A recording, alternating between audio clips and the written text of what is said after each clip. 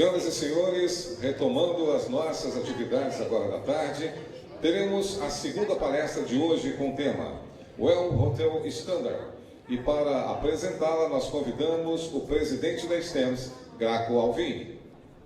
Uma salva de palmas, por favor. Também está vindo com o nosso palestrante internacional, Bilko.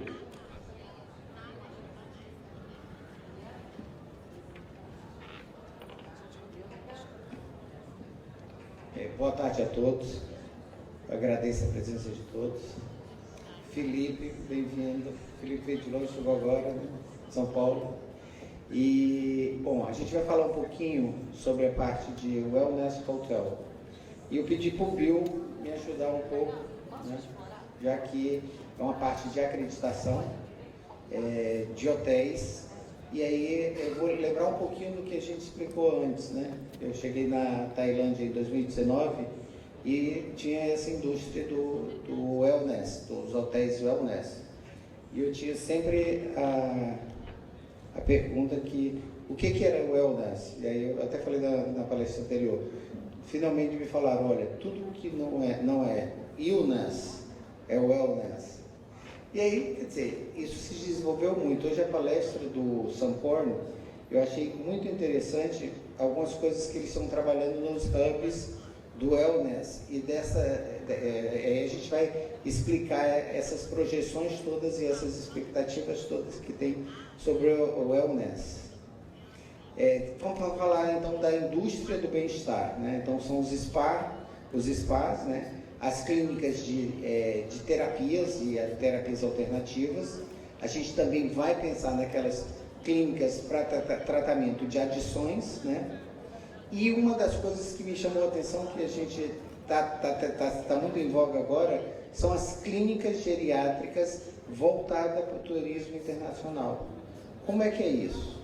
Então, são clínicas que elas são voltadas para o público geriátrico, elas são de um nível bem alto, geralmente bastante alto, e ela é oferecida principalmente naqueles locais onde você tem uma melhor qualidade de vida sendo aposentado.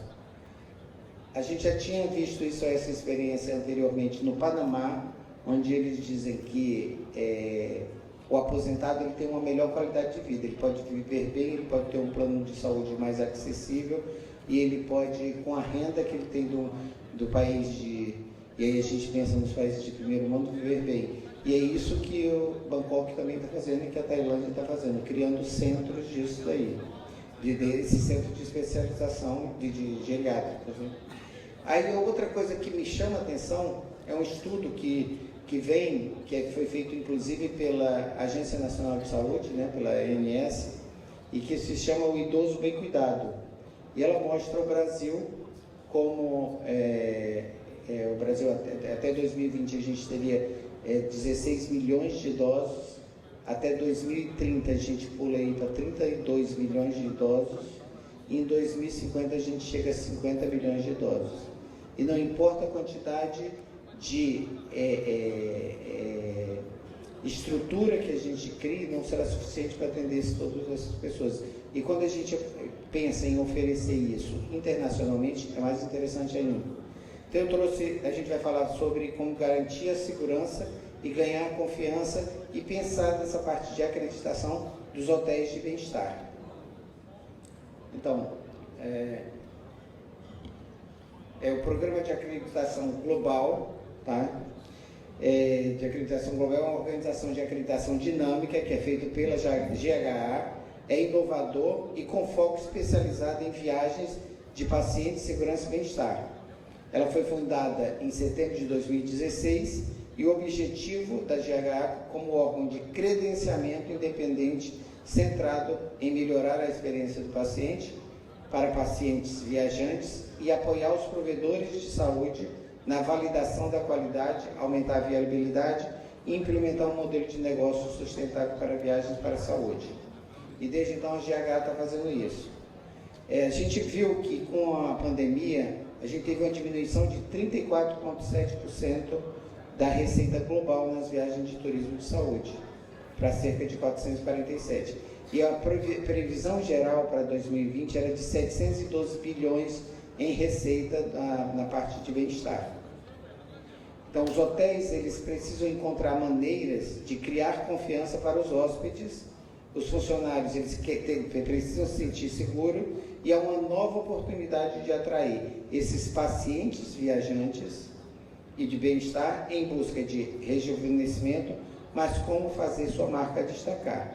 Então, quando a gente começa a pensar o número de hotéis que fecharam, não só no Brasil, mas no mundo inteiro, e que esses hotéis eles podem se transformar em ou hotel de apoio para o turismo de saúde, ou um hotel, e eu acho que São Paulo tem grande essa experiência, né, ali naqueles hotéis da Avenida Paulista, né? Ou então, nos próprios esses hotéis, eles se transformarem de suporte para o bem-estar para pacientes, eles precisam de uma adaptação. E eu gostaria que o Bill Cook falasse um pouco sobre o que esses hotéis precisam se adaptar para ser acreditados pela GHA.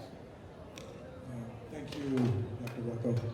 Yeah, first of all, I just mentioned WELL Hotel accreditation was established during the pandemic. It was actually something Global Healthcare Accreditation was working on previously, standards related to medical travel and wellness for hotels, but got accelerated because of the pandemic, and really focusing on safety in terms of best practices regarding COVID, infection prevention, control, the workforce, and things. But looked at a lot of different other elements that I think in the slides Dr. Gracco is going to present, but just helping hotels with specifically medical travel. Our goal as an organization is to really help mitigate risk for medical travel patients across the entire patient journey, and a lot of that journey is in the hotel. They'll be in the hospital several days in cases, maybe a night, or they're coming maybe for dental, then they're going to the hotel with family members. So really part of that experience in the destination that's so important is the hotel experience. So through this accreditation of hotels, this will help hotels build trust with patients as well, to show specifically medical travel or wellness patients that they have certain programs in place, certain processes related to quality improvement, looking at cultural competency, language competency, services they're providing to medical travel patients, understanding that medical travel patients have different needs than an average. It's not a patient, obviously, in a hotel context, it's a guest, but being aware of some of the needs and emergencies that they have, with the liaison with the hospital, for example, certain dietary considerations for guests that are staying at the hotel. So helping the hotel build those in and then accrediting them and validating what they have in place. That was kind of the goal with the program. Bom, então a gente tem aí uma expectativa de 919 bilhões de dólares no mercado de wellness. A gente viu que os turistas internacionais de bem-estar, eles gastam em média $1.528 por viagem, 53% a mais que o típico turista internacional. E os domésticos de bem-estar dos Estados Unidos, eles gastaram 609 por viagem, 178% a mais do que os turistas domésticos em média. Então, a expectativa de aumento nesse turismo, ela é bem grande. A gente sabe que nos próximos 10 anos é uma indústria que vai crescer e que precisa de uma acreditação, ela precisa de um cuidado no tratamento desse paciente, no acompanhamento e, inclusive, em ter ferramentas para atender esse paciente que ele está viajando para ou se tratar de alguma coisa, ou para ele se sentir melhor, ou para alguma terapia. A solução disso é construir a confiança desse hóspede, em relação à segurança principalmente. Hoje de manhã eu estava falando sobre a parte que a gente fala na GHA, sobre da percepção. Então a percepção muitas vezes ela não é a realidade. É muito mais difícil você quebrar a percepção de uma pessoa do que mostrar simplesmente com números a realidade. Eu posso mostrar um número, um quantitativo de, olha, minha taxa de infecção é X, mas se eu tiver uma percepção de que aquele ambiente ele não é agradável, ele não é limpo, ele tem alguma deficiência, é muito mais difícil de você coordenar isso e de você transpor isso daí. Tá?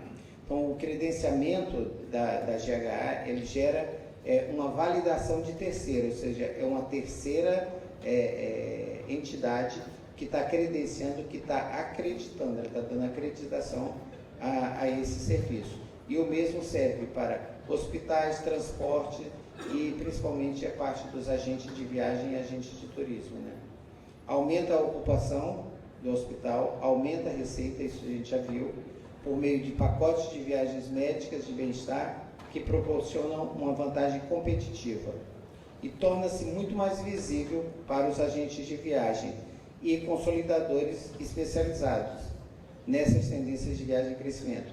Eu queria chamar a atenção disso aqui, que eu vejo, e aí a gente tem um pessoal da enfermagem aqui, eu vejo a enfermagem como um grupo que ele vai se inserir muito bem nesse projeto, porque esses hotéis, eles eventualmente vão necessitar de atendimento, de acompanhante de enfermagem, ou de técnico de enfermagem, ou então de cuidadores de enfermagem dentro desse serviço.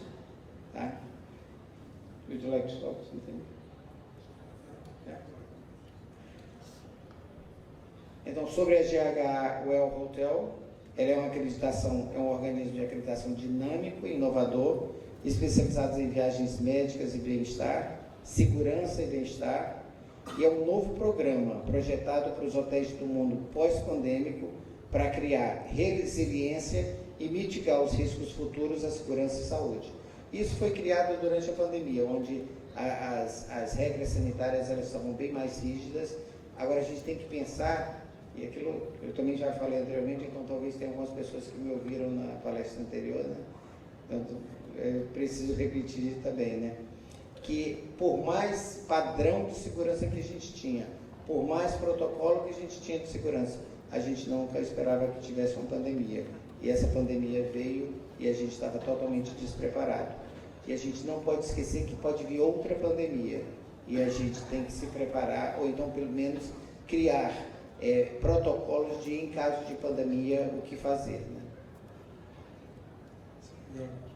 Então, mention just something to add on to that. I think hotels, it is an opportunity as you grow, medical travel patient volume, hopefully a destination here in Rio and build a sustainable strategy. I mean, the hotels can target a new market, which is medical travel patients working with hospitals, and hospitals can have partners and assure that high quality experience, not just in the healthcare side, but also once they're recovering in the hotel side as well, and also the wellness market, which is another part of the Well Hotel accreditation. One is for medical travel accreditation, others for wellness, really focusing on wellness programs, and we all know that is a growing industry as well, the wellness, and especially after the pandemic, with increased mindfulness and looking at nutrition and well-being. So those areas that we're trying to assist hotels with.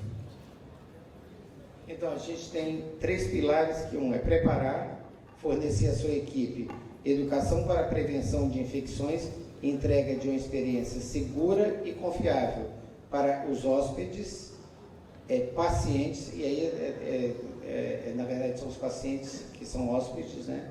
E também de bem-estar. Mitigar, entender como avaliar, como conter, como monitorar e diminuir os riscos associados à estadia no hotel para os hóspedes médicos e bem-estar. Anteriormente você estava falando sobre os pacientes com queda, que tiveram mais quedas. They are failing more in hospital, right? Então, isso daí é responsabilidade do hotel também, diminuir esses riscos de queda. E a gente tem protocolos hoje para o hospital da vigilância, mas a gente não tem isso para hotel, né? E sustentar, desenvolver e implementar programas, políticas e protocolos de segurança para facilitar uma experiência segura e altamente satisfatória para hóspedes, os pacientes hóspedes e esses pacientes de bem-estar. Então, a projeção futura é que os consumidores eles recorram a fontes confiáveis de serviço, pois a segurança se torna cada vez mais um diferencial. É um diferencial da marca. Isso é especialmente verdadeiro para os hóspedes dos hotéis que priorizam sua saúde e bem-estar. É por isso que quando a gente caracteriza, ou então esse hospital ele é credenciado, ele é acreditado por um organismo externo, é igualzinho um hospital. Ele vai ter uma maior credibilidade junto à comunidade internacional. Então, construir a confiança do consumidor em seu hotel em relação à segurança e à experiência do hóspede que você oferece é a chave para garantir uma recuperação na pós-pandemia bem-sucedida e novas oportunidades de receita. Would you like to talk about who should be credited? For who is the WELL Hotel accreditation? It's for most any type of hotel. It could be a hotel, resort hotel, boutique hotel that are working. There's certain requirements that they must have each hotel to be able to get accredited. But all types of hotels, have the option. And really, what Dr. Bracco was mentioning, the goal as well is to help build trust with these niche markets, the medical travel patients who are coming down for clinical services, and we can have hotels that understand their needs and have implemented processes and maybe and trained staff to help them. So that's one of the goals with the hotel. Bom, o processo de acreditação ele é realizado online, é baseado em desempenho prático e oferece treinamento online, abrangente e com um comportamento integral e complementar do processo. Os hotéis que buscam conquistar a confiança dos hóspedes obtêm uma base sólida e prática e protocolos de trabalho sustentáveis ao longo do tempo. Esse processo o hotel atende aos requisitos fundamentais. Em seguida, ele conclui a inscrição e o pagamento, ele recebe um acesso a um portal web seguro com manuais e recursos de credenciamento, logo depois um treinamento sobre os elementos do programa, e que são bastante extensos, aí tem a validação desses elementos através de documentação, essa documentação é submetida à GHA, e aí existe a revisão da documentação e a decisão de acreditação anunciada pela GHA WELL Hotel. Esses são os elementos de acreditação. Os papéis e responsabilidades de liderança e gerenciamento, declaração de compromisso da instalação, sustentabilidade e melhorias de qualidade, conformidades e compromissos, metas, objetivos e alvos, gerenciamento de riscos, procedimentos operacionais padrões, que a gente está muito acostumado já na prática médica, né? A competência cultural e linguística, o treinamento e competência da equipe, transparência financeira é bastante importante, não só na parte do hotel, mas também do hospital, os serviços aos hóspedes, as comunicações de marketing e acompanhamento e o compartilhamento de informações, que inclusive agora a gente tem a LGBT que ela cria LGPD, Lei Geral de Proteção de Dados, que ela cria, e ela é muito parecida com a lei da europeia, a Lei de Proteção de Dados. O ambiente físico, planejamento e respostas à emergência, a supervisão em empreiteiros externos, o gerenciamento de documentação, os protocolos de limpeza e saneamento. So I would just add, those are the program elements for this WELL Hotel accreditation. And right now, the process was designed during the pandemic for online submission of document policies that are reviewed. Now we're looking at options for on-site as well to be able to review some of these areas. But again, the goal through all these program elements is to help them obviously improve in any of these areas, validate what they're doing ultimately for the benefit of the patient, of the guest that's coming to the hotel. It's a medical travel, a wellness guest, and help the hotel improve their business strategies as well for these markets. Bom, e o seu hotel é um wellness, transforme o seu hotel num wellness hotel. Para se candidatar, basta acessar wellhotel.org. Garantir a segurança, ganhar confiança. Isso é uma palestra do Bill Cook, eu estou aqui para auxiliá-lo. Eu queria agradecer a todos e em seguida a gente vai para o próximo painel. Lembrar que nesse sábado a gente tem o CNTP, que é o Certificado Profissional em turismo de saúde, e a gente ainda tem algumas vagas disponíveis. Nesse curso a gente fala sobre todos os 9 programas, são 9 módulos, né, para certificação de profissional em turismo de saúde. Muito obrigado a todos. Obrigado.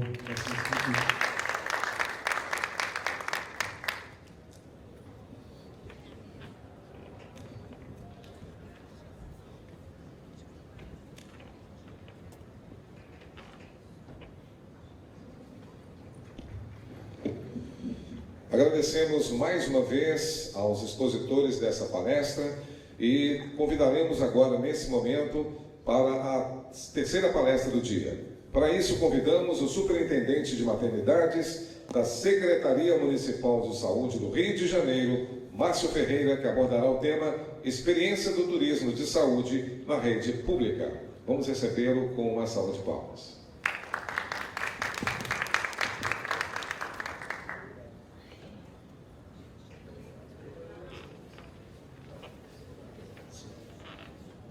Boa tarde a todos e a todas.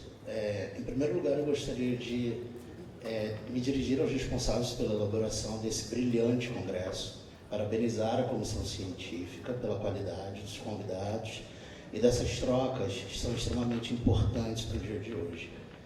Trago para vocês um abraço do nosso senhor secretário municipal de saúde, Dr. Daniel Sorans, bem como da doutora Tereza Cristina Navarro, minha chefe. É bom falar, né, que é uma chefe, que é uma mulher em um lugar de liderança, isso é muito importante para a gente no Rio de Janeiro, a qual não se encontra conosco por conta de um compromisso no outro extremo da cidade do Rio de Janeiro. Bom, eu sou Márcio Ferreira, sou enfermeiro, graduado pela Universidade Federal do Rio de Janeiro, habilitado em obstetrícia pela mesma universidade, especialista em neonatologia já há 22 anos, com uma vasta experiência na rede municipal de saúde do Rio de Janeiro, e a gente traz para vocês algo envolvendo talvez uma possibilidade para que a rede hoteleira e a rede também de hospitais privados da cidade do Rio e do Brasil inteiro e de outros países possam enxergar um caminho oportuno para acolher pessoas de outros países. Naturalmente, todos nós aqui sabemos que a cidade do Rio de Janeiro é um local incrível com potencial turístico. Recebemos pessoas de todos os lugares do mundo, da América Latina, de outros continentes, e também somos um povo de braço aberto para a população de qualquer outro lugar do mundo. Então, temos uma história de fluxo migratório importante para o nosso município. Recentemente, face à pandemia, recebemos pessoas em situações de vulnerabilidade de países vizinhos, como a Venezuela, ou pessoas que desejavam residir e trabalhar aqui no Brasil, oriunda de países incríveis como Argentina, Colômbia, Paraguai, Uruguai, e também pessoas vindas da Europa. Hoje eu vou fazer para vocês uma apresentação que fala claramente de um turismo recente, um turismo de mulheres que se encontram no ciclo gravídico puerperal, e que, sabendo da realização de uma mudança incrível nas últimas décadas aqui no Brasil, com a criação do Sistema Único de Saúde, sabem que aqui encontram uma assistência de qualidade, uma assistência pública, e que não precisam realizar um pagamento para que sejam acolhidas em nossos hospitais.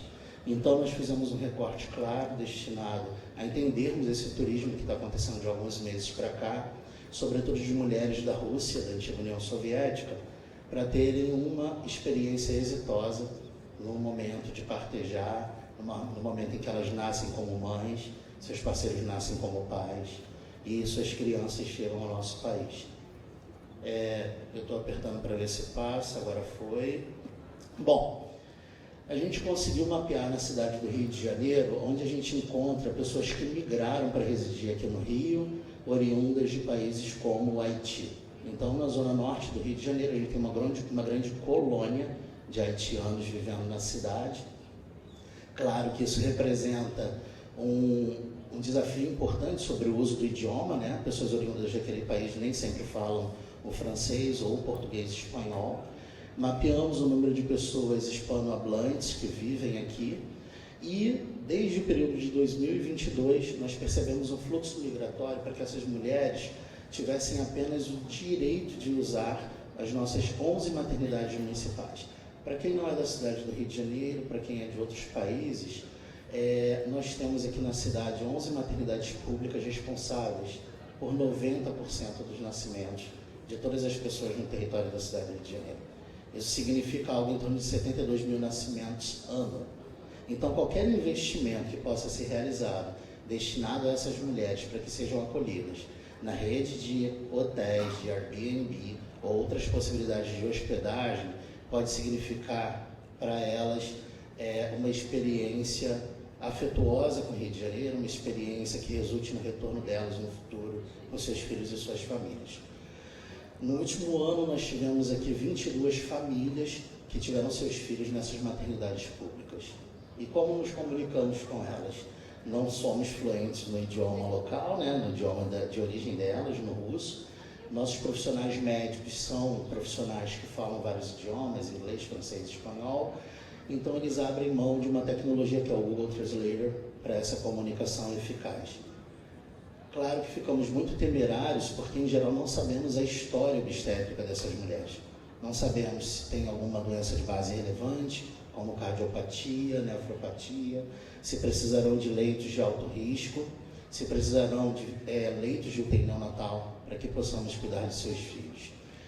Dentro do nosso território, dessas 28 russas, 22 delas tiveram seus filhos em hospitais universitários, como a UFRJ, de onde eu sou egresso, ou de maternidades na zona sul do Rio de Janeiro, zona norte, como a maternidade Alexander Fleming, que fica num bairro chamado Marechal Hermes, que todo mundo conhece muito popularmente por conta de uma refeição típica bem gostosa da região, a batata de Marechal, né? A nacionalidade dessas mulheres é interessante porque o que motiva a vinda delas para cá? Não é só uma questão de fugirem de uma área flagrante, né, que vive de violência por conta da guerra. Essas mulheres buscam o Brasil porque todo bebê nascido aqui tem o direito à cidadania. E depois de algum tempo, essas famílias podem requerer também a nacionalidade brasileira. O passaporte brasileiro, como os doutores e as doutoras sabem, é muito bem visto na União Europeia, nos Estados Unidos da América, na América Latina e América Central. E é atrás disso que elas vêm. Talvez pensando em um futuro que seja um pouco mais agradável para os seus filhos, para si mesmas e seus parceiros e parceiras. A legislação brasileira é uma legislação que protege a vinda de qualquer migrante para o Brasil. Então, a gente encontra isso no principal documento do país, que é a Constituição Brasileira, e aqui eu aproveito para abrir um hífen em agradecimento à nossa Ministra da Saúde, porque com base na Constituição Brasileira, o Ministério da Saúde já publicou algumas cartilhas orientando essa população que realiza esse fluxo migratório ou esse turismo buscando parto em território nacional. A gente toma como base essa publicação nacional para futuros documentos que já estão sendo elaborados por nossa equipe técnica. É claro que o tempo de gestação é esperado para que qualquer mulher entre em trabalho de parto, né, o parto normal entre 37 e 42 semanas, que aconteça de forma natural. O que percebemos nessas famílias? Elas chegam aqui no Brasil mais ou menos com 30 semanas de gestação. Então a gente está muito próximo ao que a gente classifica como uma gestação de bebê ainda muito prematuro. Na verdade, de um bebê que caracterizaria, em caso de nascimento, de um bebê prematuro extremo, extremamente delicado, com menos de 1.500 gramas, necessitando várias demandas. Como a gente conversou há pouco ali fora com outros profissionais da área, essas mulheres não precisam pagar um seguro-saúde para terem acesso aos nossos hospitais e maternidades. Elas podem ser acolhidas nas unidades de pronto atendimento, nas clínicas da família no território, nas maternidades, e se decidirem ficarem no Rio de Janeiro, nós transferimos o cuidado para a clínica da família, onde elas escolheram viver. Para nós foi uma surpresa, percebemos que algumas já manifestavam, chegavam aqui com comorbidades como trombofilia, coagulopatias, problemas em endométrio, distúrbios de algumas glândulas como tireoide, e para nossa infelicidade um caso de uma cardiopatia que resultou na perda de uma gestante, que para a gente é algo muito doloroso. A cidade do Rio de Janeiro escreveu um plano de enfrentamento à morte materna no início do ano passado, o qual foi extremamente exitoso. Nós tivemos o melhor resultado na série histórica de 15 anos, com um número muito baixo, se compararmos com os outros anos, de perda materna. Só que para a gente busca o número zero, é inaceitável quando a gente perde uma mulher, né? Então, em que sentido a rede hoteleira e a rede de outras possibilidades de hospedagem dessas mulheres, poderia colaborar conosco para que a gente garantisse a elas essa experiência exitosa. Nesse slide, a gente mostra para vocês que a gente acolhe todas essas mulheres que são refugiadas ou não e suas famílias. Nas nossas maternidades, nós temos o que nós chamamos de uma unidade interligada ao cartório. Para quem não conhece essa estrutura, no cartório, que pertence à rede de justiça, qualquer bebê brasileiro ou que por aqui nasça tem direito a um documento que a gente chama de certidão de nascimento, onde constam os nomes de seus pais, o nome do bebê, o CPF, que é um documento importante a nível nacional. Nós fizemos um termo de cooperação técnica com o Departamento Nacional de Trânsito do Rio de Janeiro, e essa é uma experiência única no Brasil, na qual nós entendemos que para promover a proteção à primeira infância, nós precisaríamos coletar as digitais de todos os bebês aqui nascidos. Entendo, eu estou falando de 72 mil bebês. Hoje nós temos esse posto do Detran, essa tecnologia extremamente importante, de alta qualidade, e no momento da captura das digitais dos bebês e de seus pais, essas informações vão para o banco da Interpol, o que evita sobremaneira a chance de tráfico de mulheres, de tráfico de crianças, e sinalizo para vocês da rede hoteleira a possibilidade, de hospitais públicos e privados, que a gente tenha um aumento nesse fluxo, porque elas já divulgaram isso em território russo, ok? Nós temos um guia do usuário em 4 línguas, é uma preocupação do Dr. Daniel Sorange, o nosso secretário, para que a gente uniformize o layout, e a linguagem de comunicação. Então, todas as placas das maternidades, vocês vão encontrá-las em todos os setores em 3 idiomas, sempre, aliás, em 4, português, inglês, espanhol e francês, tá? Há um trabalho para que a gente qualifique pelo menos um profissional do plantão que seja poliglota, para que a gente tenha uma chance real de acolher essas pessoas e não dependa dessa tecnologia de tradução simultânea, E como é que isso nasce? A gente tem aqui um comitê importante no qual a gente consegue pensar estratégias de gestão para a cidade do Rio de Janeiro, com a presença dos tribunais do Rio de Janeiro, Defensoria Pública do Rio de Janeiro, assistência social e nós, da atenção hospitalar, sobretudo, de maternidade. Nós chamamos de CONDOC, que é o que aparece em caps lock para vocês, aqui do lado direito da projeção. O trabalho desse grupo é extremamente importante, porque foi a partir dele que nasceu esse termo de cooperação técnica com o Departamento Nacional de Trânsito do Rio de Janeiro, e nele as crianças, além das suas certidões, passam a sair com um documento, que é o registro civil, com a foto desse bebê. Eu trouxe para vocês o principal documento, divulgado nas maternidades municipais. Entendam, a cidade do Rio de Janeiro elabora diretrizes que são adotadas também pelos hospitais privados, o que é extremamente relevante, que a gente alcança 100% das maternidades da cidade. Aqui a gente lista todas as maternidades que possuem os cartórios, as unidades interligadas. Das 11 maternidades municipais, nós já temos os postos de Detran, em 8 delas, inauguraremos as próximas 3 no mês de agosto, que é um mês significativo de valorização da paternidade e cuidado. No Rio de Janeiro, a gente luta para que a gente produza homens que tenham masculinidades não tóxicas, que saibam que cuidar de seus filhos, das atividades de casa, seja algo naturalizável, ok? E isso permite que a gente também acolha mulheres, famílias que não sejam apenas famílias heteronormativas como a minha, Nós temos muitas famílias, muitos modelos de família no mundo inteiro, e o que nos importa é que a gente tenha ali as famílias que elas escolheram para elas mesmas. Nas maternidades municipais, a gente tem a clareza que a mulher tem direito ao acompanhante de escolha. Então, algumas dessas mulheres migrantes chegaram aqui com seus parceiros, outras fizeram amigas em território brasileiro e tiveram essas pessoas como acompanhante durante o pré-parto, parto e puerpério. Há uma lei federal, a Lei 11.108 de 2005, que garante essa livre escolha por parte da mulher, para que ela possa partejar em um ambiente seguro, ter um parto seguro, e que ela possa ter um momento especial na presença dessas pessoas. Essa aqui é uma imagem muito simbólica para todos nós, uma vez que a gente traz aqui uma imagem de uma maternidade da Zona Norte do Rio de Janeiro, a maternidade Herculano Pinheiro, que fica em Madureira, um bairro mundialmente conhecido por conta de escolas de samba, como a Portela e outras agremiações. E aqui a gente tem representantes do território. Aqui nós temos representantes das associações de moradores, do Conselho Distrital de Saúde, dos tribunais, defensoria e, sobretudo, da população que desfruta da assistência naquele lugar. Na última semana, nós tivemos um parto de uma família russa nessa maternidade e um parto de uma família russa na maternidade Alexander Fleming. Qual a importância disso? Essas crianças saíram dessa maternidade como previsto com seus documentos e uma garantia de que elas terão direito a permanecer em território brasileiro.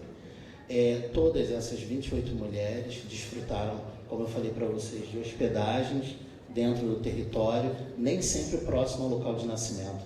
Essa família estava hospedada na Barra da Tijuca e ela solicitou um transporte que não é o transporte que a gente tem no Rio de Janeiro para levar grávidas, né? Para quem é da cidade sabe, nós temos aqui o programa Cegonha Carioca, que tem uma ambulância com enfermeiras obstétricas. Nós estamos dentro dessas ambulâncias, a mulher pode telefonar para o número 1746, essa ambulância vai até o local onde a mulher se encontra com uma enfermeira obstétrica, nós avaliamos se ela está em trabalho de parto verdadeiro e a transportamos. Duas dessas mulheres estavam em hotéis na zona sul do Rio de Janeiro. Então eu não sei se todas as pessoas, já que a gente está falando de turismo de saúde, já haviam vislumbrado essa possibilidade de pensar algumas estratégias para além do que fazemos dentro da rede municipal de saúde para acolhimento a elas.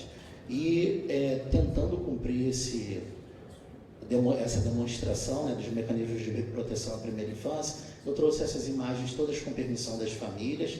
Percebam aí, a gente tem uma sala simples, com uma tecnologia extremamente confiável, né? Essa câmera, o equipamento de coleta das digitais dos bebês e das mães, é um equipamento que o próprio Detran fornece, então isso é passível de uso em hospitais privados, basta a rede de saúde suplementar fazer o que fizemos, né, um termo de colaboração técnica, e o Detran prontamente vai apoiá-los nisso.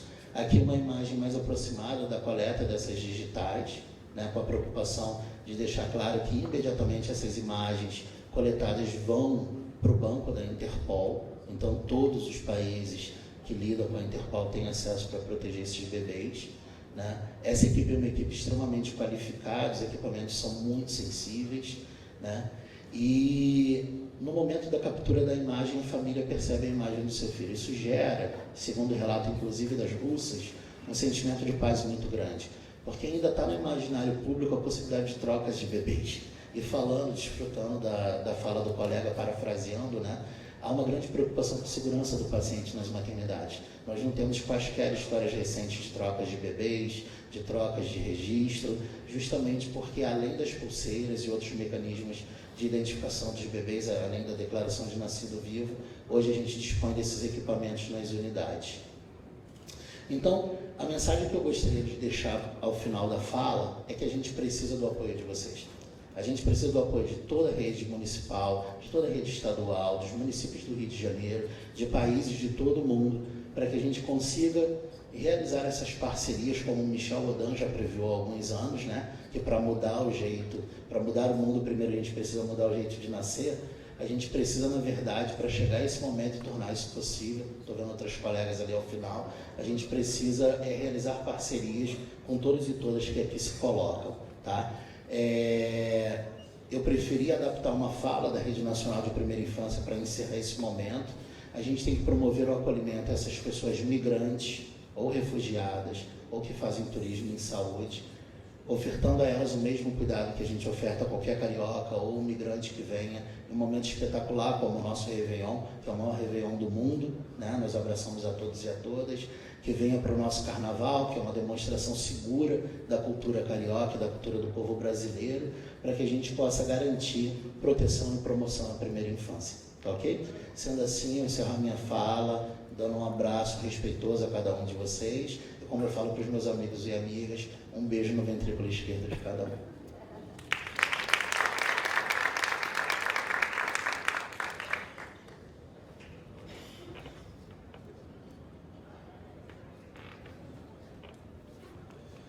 Agradecemos ao palestrante pela sua exposição e anunciamos agora que teremos um debate sobre o papel das representatividades no desenvolvimento do setor saúde. E como moderador temos a alegria de convidar, correto? Mais uma vez, o nosso presidente aqui da STEMS, Grácio Alvim, e os palestrantes Bill Cook e Márcio Ferreira. É correto? O debate agora? Serão as perguntas e respostas, então, antes disso. Então vamos ver aqui, pedir um apoio. Então vamos liberar o microfone aqui, por favor, um apoio aqui do cerimonial. Se alguém tiver pergunta, pedimos ao Márcio, então, que se posicione aqui juntamente com o Gajovin e oportunamente também o Bill Cook, se porventura tiverem perguntas pontuais neste momento. Alguém tem uma pergunta?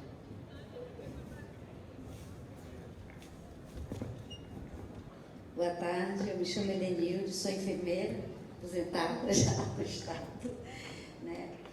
A minha pergunta é, eu trabalho em prevenção e controle de infecção e núcleos de segurança do paciente. A gente sabe da dificuldade que a gente tem dentro do nosso município, dentro da nossa casinha, em construir isso, né? Prevenir infecções, evitar a disseminação de micro-organismos multiresistentes, garantir a segurança do paciente, né? Você colocou muito bem a questão das maternidades, realmente funciona muito bem.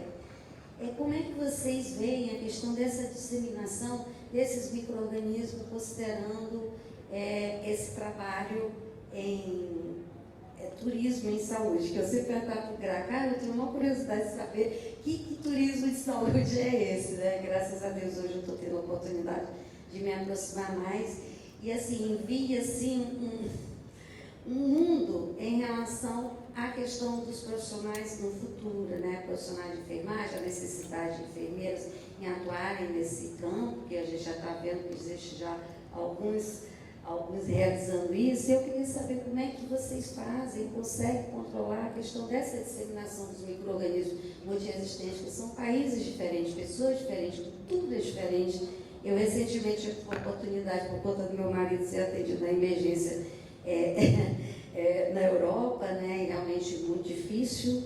Eu posso dizer para vocês que ainda bem que a gente mora no Brasil, porque o SUS lá fora é muito mais complicado que o nosso, né? Quando a gente reclama em 2 horas de espera, ou 3 horas de espera, isso é pouco para o que a gente espera lá. E realmente tem que passar pela emergência que é pública, né? Não tem emergências privadas.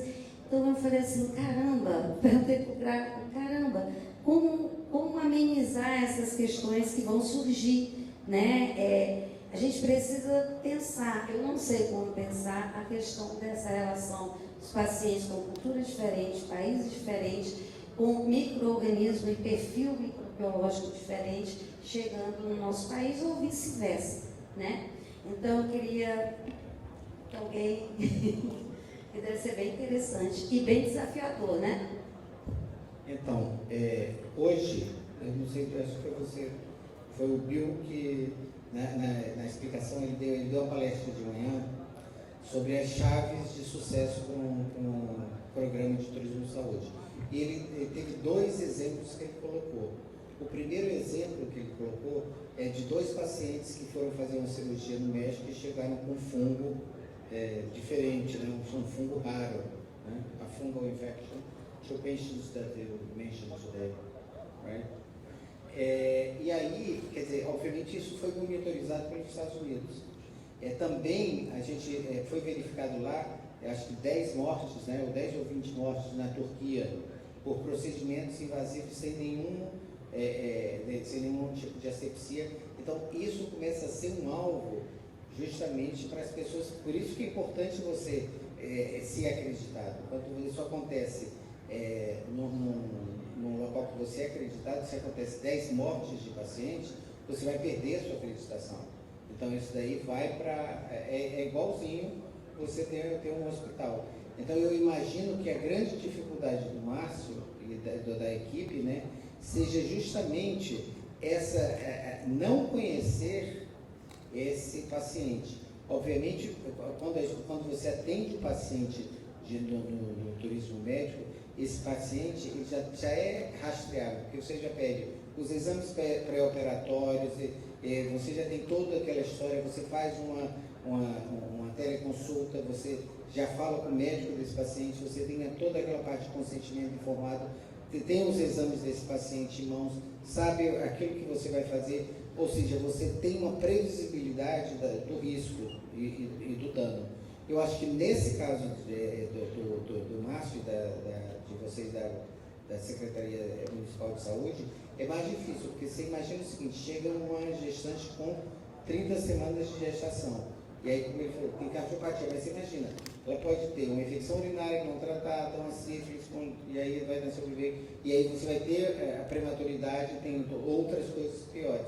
Mas, e aí é importante, o que é importante? Aquilo que a gente ensina, a pesquisa das redes sociais, que hoje todo mundo faz, se você vai fazer algum procedimento em outro lugar, você vai, obviamente, pesquisar a rede social daquele hospital, saber o que está acontecendo, o que as pessoas dizem.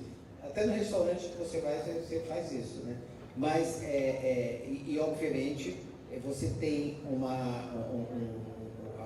o próprio país de origem, ele vai dizer, olha, não vá fazer isso daqui porque está acontecendo. E no caso dos Estados Unidos, é o CDC, né? É o CDC que faz esse controle. Então, ele já solta um alerta que aquilo ali está errado. E aí não só diz disso, mas tem alerta de países em guerra e tudo mais. Pode, por favor. Eu acho que eu posso complementar, deixando claro uma outra coisa importantíssima, a tua fala brilhante. A reforma sanitária nos mostrou desde a década de 80 a importância de mapearmos processos, indicadores de processo, né? Indicadores de acompanhamento. O Rio de Janeiro, tal qual orientado pelo Ministério da Saúde, vou ficar em pé, né, perdão, possui uma vigilância sanitária extremamente importante. Hoje a gente tem um Centro de Inteligência Epidemiológica, que é referência inclusive para um termo de cooperação técnica que acabou de ser assinado com a Califórnia. Nós temos alguns californianos nesse momento, aqui ao lado, na Prefeitura Municipal do Rio de Janeiro, tentando entender como a gente lida com esses indicadores. Quaisquer um dos doutores e doutoras aqui podem acessar, o acesso é público, basta digitar lá, ok? No Google, que vocês vão ter acesso a essas informações. São informações transparentes e públicas. Agora, a pandemia nos ajudou muito, né? A pandemia nos ajudou a entender que primeiro a vacina salva, né? E que na iminência de um novo quadro de fácil disseminação, como aconteceu depois com a monkeypox, beleza? A gente conseguiu rastrear e indicar aquele caso zero, aquele caso sentinela.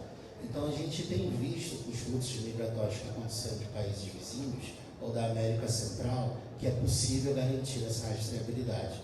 A vigilância sanitária, a cidade do Rio de Janeiro tem uma distribuição importante das áreas de investigação sanitária. Nós temos isso tudo regionalizado.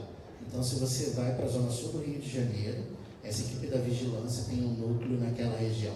Se você vem para o centro do Rio de Janeiro, na Cinelândia, existe um núcleo que levanta as informações com agente comunitário de saúde, com agente de vigilância sanitária. Essa é uma informação extremamente importante. E a gente conseguiu incluir a ampliação dessas equipes de vigilância sanitária e também das equipes de estratégia de saúde da família para o próximo plano plurianual. O que quer dizer isso? Nós já temos um planejamento de expansão das equipes de saúde da família para os próximos 4 anos. No último governo, que o Dr. Daniel Soares foi o nosso secretário de saúde, nós tínhamos uma cobertura de 70% da estratégia. Hoje a gente está aí com quase 55%, tendo que reconstruir a cidade. Mas esse diálogo é incrível e mostra que na iminência e na presença de sinais e sintomas relevantes que possam cursar para uma infecção inesperada, esse caso é acompanhado por nossa vigilância e em parcerias com a Fiocruz, né, que é uma instituição extremamente renomada, de reconhecimento internacional e que produz para a gente não só vacinas, né, mas outros imunobiológicos extremamente essenciais. E aí eu acho que eu consigo, de forma clara, desfrutar da sua fala brilhante e colaborar com os colegas. Muito obrigado. Eu gostaria de acrescentar mais uma coisa. A GHA, quando ela faz a acreditação, né, ela não inclui os protocolos de segurança do paciente. É óbvio que entrou esse ano, né, a partir desse ano a gente colocou nos padrões, tá, da GHA a análise da taxa de infecção daquele serviço. Por quê? Porque isso daí vai ser um divisor de água, né, se você vai acreditar ou não acreditar esse serviço. Um local que tem um número de infecção muito alto, então obviamente ele não pode ser acreditado. Então esse é um ponto que é o ponto da segurança. É a mesma coisa, a segurança do paciente. O paciente, ele no momento do turismo de saúde, ele é de responsabilidade do hospital e do médico desde a saída dele da origem até o retorno dele. Então, até após o retorno, se tiver algum evento adverso também. Então é óbvio que a gente lida com, foi uma das coisas que entrou nesse nosso radar também, apesar da gente ainda solicitar uma acreditação na segurança do paciente, ou ONA, ou Joint Commission, ou ACI, ou qualquer uma delas.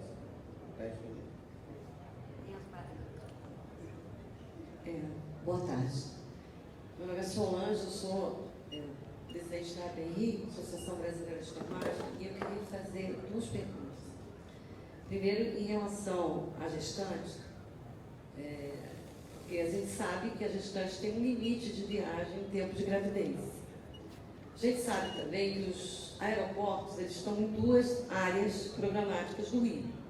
31, Bom Jobim, AP1, que tem tanto o Porto do Rio quanto o Aeroporto Santos Dumont. A pergunta que eu faço é, será que a Prefeitura do Rio, percebendo essa migração de gestantes, não poderia também fazer uma conversa, né, com as nossas áreas de controle aeroportuário, para que toda gestante que adentrasse ao país, com 28 semanas ou mais, que às vezes mente, né, tem menos para viajar, já tivesse ciência da entrada dela de imediato, porque se ela fica de 28 a 40 semanas aqui no Rio, obviamente teria condição de fazer pelo menos exames básicos, né, sífilis, HIV, hepatite, os básicos, para dar um mínimo de segurança a esse bebê.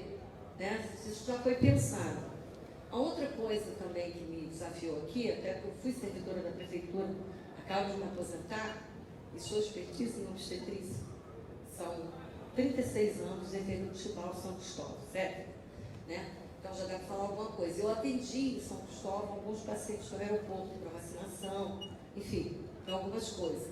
E aí, uma coisa que me chamou a atenção é a questão do poliglota. O poliglota ele é caro para nós. Será que não era mais fácil um programa de educação permanente da prefeitura com a rede, tá, de atenção à mulher, em que você pudesse ensinar pelo menos as questões básicas de um chamado de urgência, né, as palavras comuns, que tanto o técnico de enfermagem, quanto o maqueiro, quanto o enfermeiro, enfim, a equipe inteira, porque nem sempre o profissional poliglota vai estar ao lado daquela pessoa 24 horas. E alguém precisa saber o que significa help, né? Tem gente que não sabe, tá? Então, algumas coisas básicas que seria para toda a equipe, e óbvio, para aquele que for fazer avaliação clínica, né, uma formação diferenciada.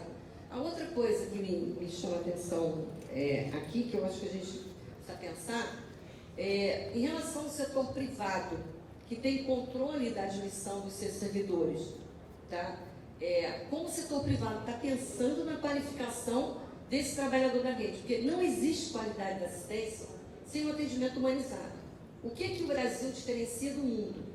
O Sistema Único de Saúde, que só nós temos, porque o Sistema Único de Saúde que abriga estrangeiro, nem Cuba. E nós temos um que, pela Constituição, é aberto para qualquer cidadão que ultrapasse a fronteira brasileira. E as cidades das fronteiras são as que mais sofrem com isso. Né? Cidades que têm fronteira seca é um inferno a vida deles, porque as vacinas nos outros países da América Latina são cobradas e aqui no Brasil é de graça. Então eles ultrapassam a fronteira e vão aplicar a vacina dos filhos naquelas cidades. O Sul, principalmente, sofre muito disso em cima também. Mas o que eu queria perguntar, além disso, como é que a gente pensa em qualificar esse trabalhador, manter a linha da humanização que o SUS preconiza, tá?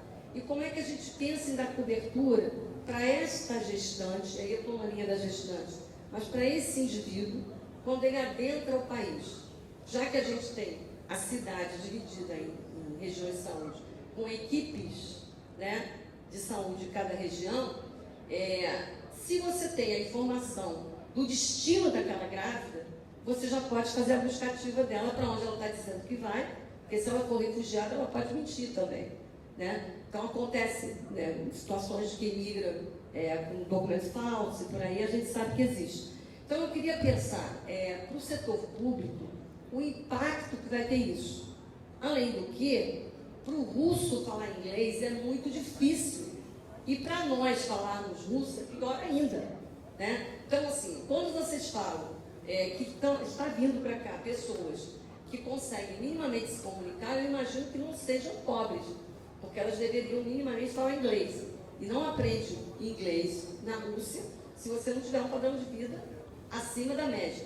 Então, eu queria pensar com vocês assim, existe uma realidade, já existia no campo da cirurgia antes, né? Pessoas que voltam para o Brasil, são brasileiros, saem, e quando elas precisam de um tratamento, elas verificam quanto custa lá, voltam para o Brasil, se inserem no SUS, operam aqui, depois retornam para onde elas estavam. Já era um turismo natural, né? Do brasileiro que migrou. Agora, pelo que a gente está percebendo, começa a haver uma divulgação internacional que faz com que estrangeiros venham para o Brasil, parem seus filhos, né? Legitimamente.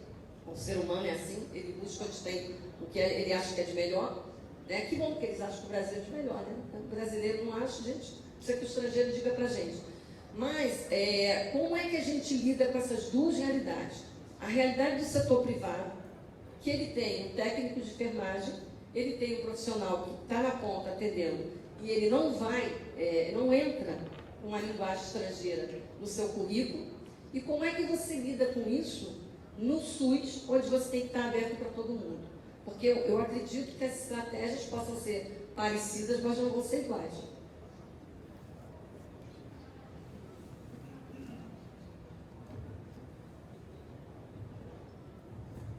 Primeiro, eu gostaria de cumprimentar, né, nossos representantes da Associação Brasileira de Enfermagem, sou enfermeiro, como me identifiquei no início, né, egresso da UFRJ. E já tivemos muitos contatos no Conselho de Enfermagem e na Associação e na BENF, de onde sou ex-presidente, né, Associação Brasileira de Enfermeiros Obstetras e Neonatologistas, a época com o professor Valdecir de Alves. Né. É muito importante o que você traz para a gente. Primeiro, assim, já há, inclusive, a nível nacional, uma preocupação. Já existem cartilhas para a gente pensar na rastreabilidade dessas pessoas que chegam grávidas ao país, e até de mulheres e homens não grávidos, né, claro, a partir do Ministério da Saúde. O Ministério da Saúde tem cartilhas desde 2008, orientando o território nacional, tanto para áreas de fronteiras secas, como a doutora colocou, como para os territórios em que a gente está se dirigindo claramente aos aeroportos e portos, né? A gente tem um acordo internacional que a gente fala de recomendações de vacinas, né? Quando a gente faz migrações internas, como é o caso da febre amarela, para áreas endêmicas, e por analogia para pessoas que migram para o Brasil, para as pessoas que planejaram. E o que acontece recentemente não é isso, né? Os fluxos migratórios que aconteceram são fluxos migratórios de grande impacto social. As pessoas migraram do Haiti para cá por causa do terremoto em 2007. As pessoas não tinham como comer, as pessoas estavam em grande vulnerabilidade social. Vieram através de Roraima, de lá vinham para o Rio de Janeiro e São Paulo. São Paulo é um município muito parceiro de todos nós. A gente está sempre com o Ministério da Saúde tentando entender as realidades transculturais. Eu acho que a expressão é essa. São Paulo hoje é a cidade que mais recebe pessoas de outros países na América Latina. E eles conseguiram mapear. Então, o primeiro passo para a gente pensar em vigilância em saúde é mapear. Então, pela apresentação, eu deixei claro que a gente mapeou. A gente sabe onde estão as pessoas que são de origem hispânica, nós sabemos onde estão as pessoas de origem haitiana, sabemos hoje que temos russas vivendo na 3-1, que é uma área de vulnerabilidade. A maioria veio para cá atrás de passaporte e retornou ao país. Presumimos, e apenas presumimos, não temos certeza, se são pessoas de bom poder aquisitivo. Não temos certeza, porque não sabemos se elas abriram mãos de bens para poderem garantir o acesso a isso, né? Ao direito de ter um filho cidadão brasileiro e, se preciso, fugir da guerra, definitivamente ter um país que acolha. Então, é só uma presunção. Então, pensando em vacina, pensando em rastreabilidade, elas chegam com as suas cadernetas gestantes naquele idioma, né? O poliglota não precisa estar dentro do plantão, né? Eu sou egresso da maternidade Carmela Dutra, onde trabalhei 18 anos e acompanhava pessoas que só falavam inglês e francês que migraram para aquela região. Fiz um investimento próprio. Hoje, com as tecnologias, a gente já tem um monte de consulta, né, à distância. O que se pensa é que essas pessoas estejam disponíveis para o contato com médicos, enfermeiros e técnicos, que são condições ainda de exceção. Nós citamos as 28 para mostrar que nem estas 28 fugiram ao nosso acompanhamento epidemiológico. Nós não falamos aqui de milhares de pessoas, nós trouxemos exatamente para cá para mostrar a relevância e a qualidade do acompanhamento que a gente faz hoje no território. Essas 28 não chegaram e nós ficamos sem saber até que elas chegassem à maternidade para parir. Muitas chegaram e já foram inseridas no acompanhamento da clínica da família. Ocorreram 2 exceções, chegaram já próximo de termo, então que nos levou a fazer um outro caminho de proteção aos direitos da mulher, né? E aos direitos desse bebê que nasceria. Nós fizemos contato com a Polícia Federal, os consulados, só fizemos contato quando a gente tinha permissão. Que é uma mulher que foge porque o marido seria encaminhado como combatente à guerra, provavelmente não quer que o consulado saiba que eles estão no nosso território. Ok? Então a gente conseguiu fazer os contatos consulados no momento oportuno, de acordo com o desejo da família. Contactamos o Ministério da Saúde, contactamos a Defensoria Pública, que a gente tem que pensar na rede de proteção, que a doutora colocou claramente. A última família que partejou na maternidade, Alexander Fleming, e que se comunicou com a equipe através do Google Translator, teve a garantia, além desses documentos, de um abrigo público. Nós conseguimos, eles tiveram seus filhos, tiveram um filho, perdão, em um flat na Barra da Tijuca, pago por uma boa moradora da região que os viu deambulando na rua do bairro. Não é esperado que a gente encontre uma família russa com malas andando na Belardo Bueno. Estou colocando o caso porque o caso é público, tá? O caso já foi para as mídias, então estou trazendo o caso sem qualquer quebra de sigilo, ok? Estou sendo muito cuidadoso e tendo um comportamento ético, trazendo a fala desse caso de um jeito exemplar. Essa família já chega ao Rio de Janeiro também com uma criança de 2 anos de idade.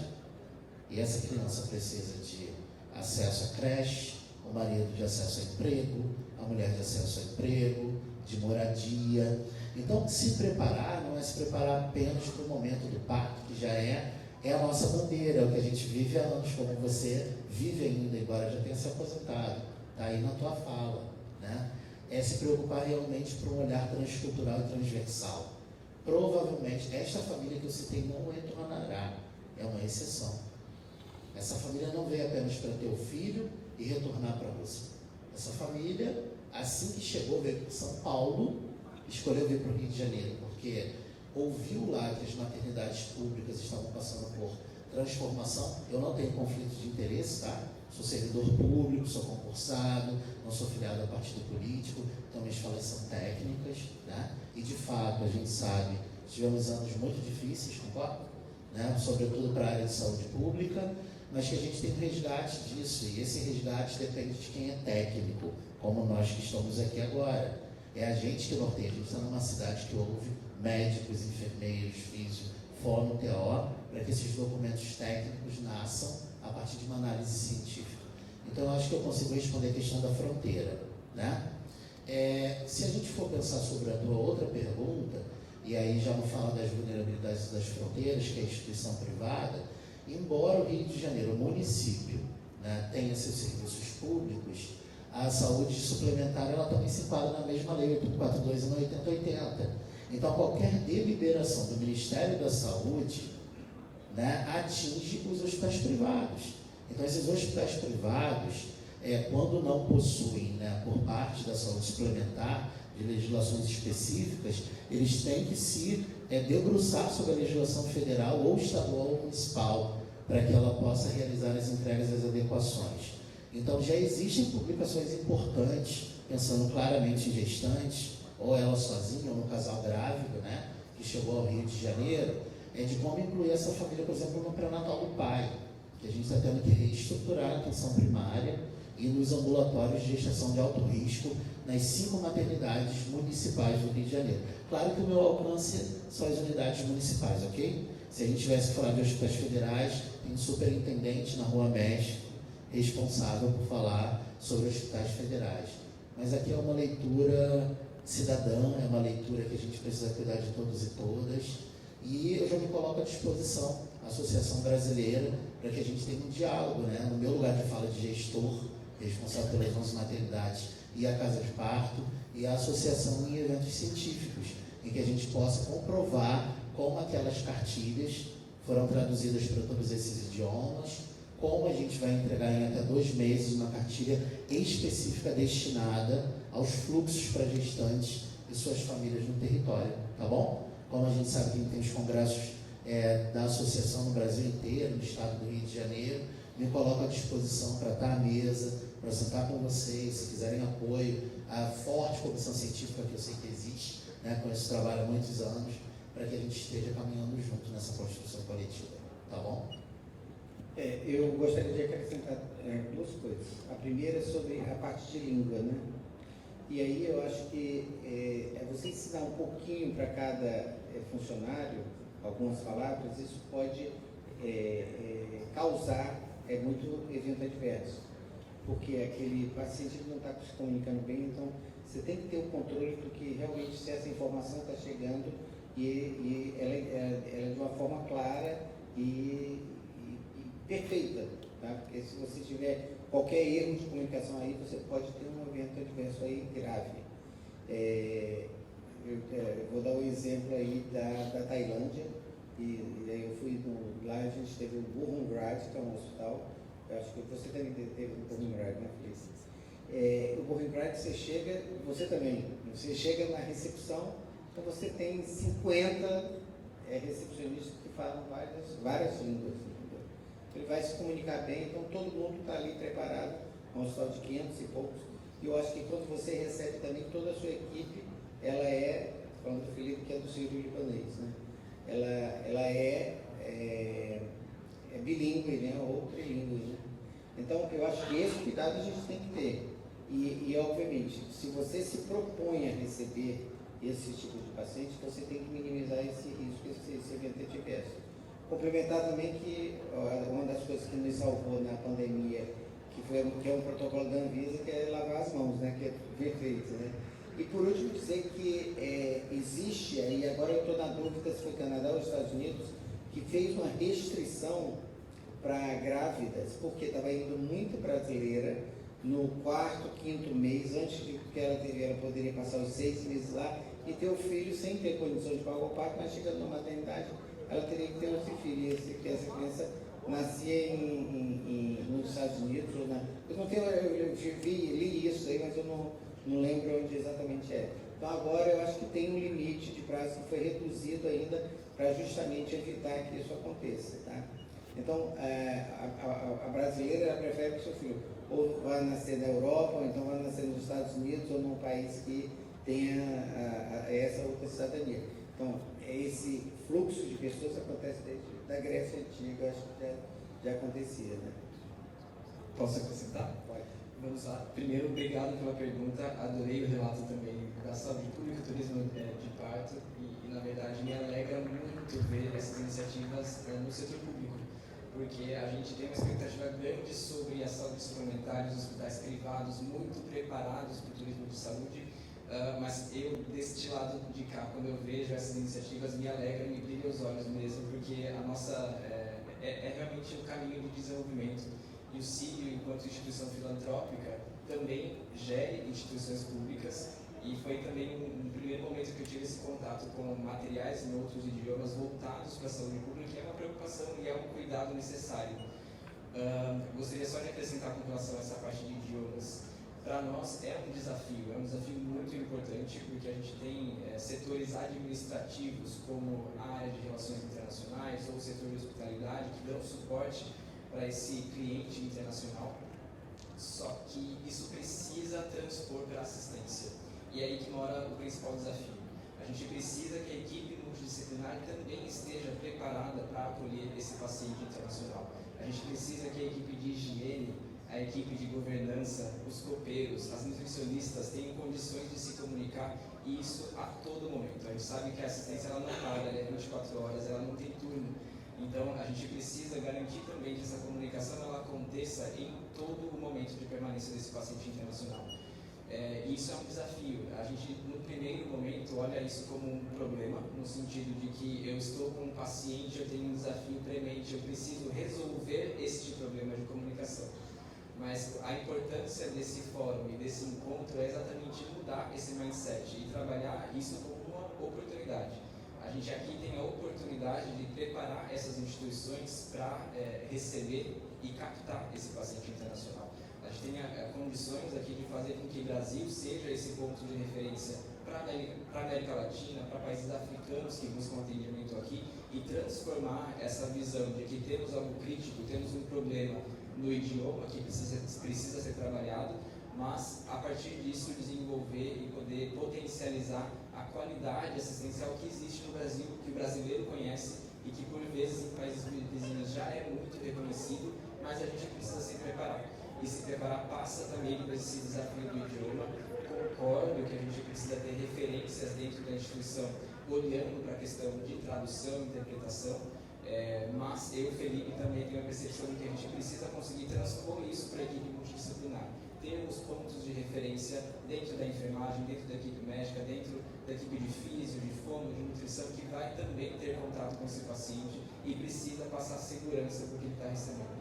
Então, é também um convite a minha fala nesse sentido, de que a gente tem algo crítico, que é a barreira idiomática, mas também é exatamente esse ponto crítico que vai fazer com que a gente passe a olhar o mercado de viagens em saúde, ou turismo de saúde, fazendo com que a gente possa cada vez mais captar pacientes para o Brasil. Porque hoje, muitos países vizinhos, na verdade, mandam pacientes para Estados Unidos ou para outros locais, exatamente por conta de idioma. Porque a gente tem muitos latinos trabalhando em hospitais americanos, essa questão idiomática ela é minimizada, e aqui a gente está muito preocupado ainda em aprender o inglês e não o espanhol. Ou, o que eu faço quando eu recebo um russo? Eu já recebi russo no Sírio, que ficou 5 dias conosco. Foi difícil.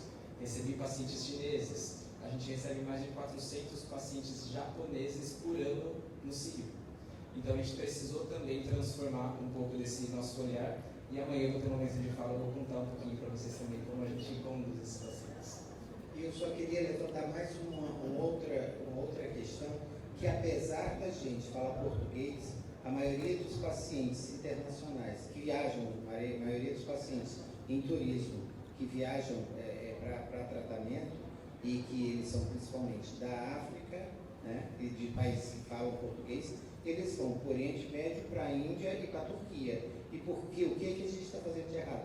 Talvez o nosso processo de captação desse paciente não esteja sendo correto. Tá? Então, não é só a língua, porque ele poderia vir para cá e aqui seria mais fácil e até mais barato. Alguma pergunta mais? Gente, eu sei que está frio, né? Muito obrigado, eu queria agradecer para vocês. Eu espero que, para mim, foi muito bom, entendeu? Acho que, espero que amanhã a gente tenha mais coisas, vai ser um dia pleno. A gente vai ter, no final, a gente vai ter um júri popular no final do dia. A gente vai ter o lançamento também do Rio Guide Tourism, o Felipe também vai falar.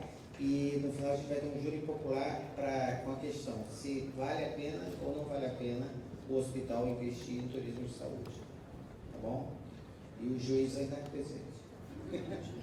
Então, muito obrigado a todos vocês, aos expositores, pelas suas palestras. Agradecemos também a vocês, participantes, e queremos convidá-los para fazer uma foto aqui geral aqui à frente, por favor. E amanhã voltamos a nos encontrar às 9 horas da manhã.